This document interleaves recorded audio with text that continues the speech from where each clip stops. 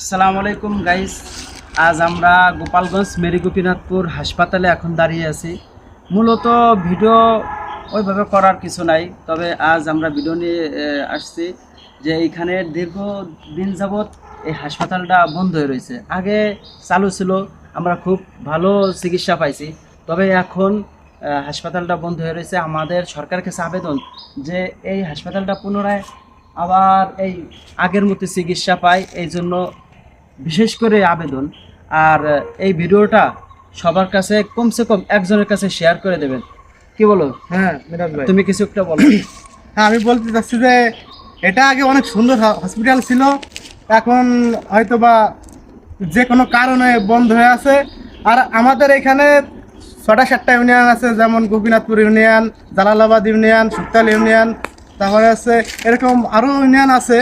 আমরা এসব ইউনিয়নের লোক আমরা চিকিৎসায় অবহেলিত। আমাদের একজন ভাই যদি এই পাশে হাইওয়ে আছে বিশ্ব রোড, এখান থেকে যদি মর্মান্তিক দুর্ঘটনা ঘটে, তাই এখান থেকে গোপালগঞ্জ নিতে নিতে মনে করেন যে 20-25 কিলোমিটার দূর, এখান থেকে নিতে নিতে অনেকে এসে মারা যায় শুধু চিকিৎসার অভাবে, মারা যায়। তাই আমরা বলতেছি যে এই হসপিটালকে পুনরায় যেভাবে চালু করা যায় সরকার যেন সেটা করে। অতি শীঘ্রই যাতে চালু করে, এটাই আমাদের আবেদন। দেখেন, আসলে ওই যে কথাটা বলছে যে এখানে যদি অ্যাক্সিডেন্ট হয় বা কোনো গ্রামে অন্য মানুষ যদি অসুস্থ হয়ে পড়ে, নীতি দেখা যাচ্ছে কত মানুষ মারা যায়। হ্যাঁ, আমি একটা কথা বলি ভাই, আর এই যে আমরা এই কয়টা ইউনিয়নের লোক আমরা খুব অবহেলিত, আমাদের চিকিৎসা ভালোভাবে হচ্ছে না। আমরা চিকিৎসা যদি মনে করেন যে এখানে যদি আবার চালু হয়, আমরা খুব সুন্দর চিকিৎসা পাবো, যেটা আগে হয়েছে এখন যেটা হচ্ছে না। আমরা এই যে 6টা-7টা ইউনিয়নের লোক আমরা মনে করেন যে বিশেষভাবে অনুরোধ করতেছি যে আমাদের হসপিটাল যেন চালু করা হয়। এই যে দেখেন, আগে কত সুন্দর এত বড় একটা হসপিটাল থাকতে আমরা যদি এখন বাইরে যাওয়া লাগে, এটা তো খুবই খারাপ লাগে যে আমাদের কাছে এত সুন্দর হাসপাতাল থাকতে যদি আমরা বাইরে যাই, এটা কি হয়?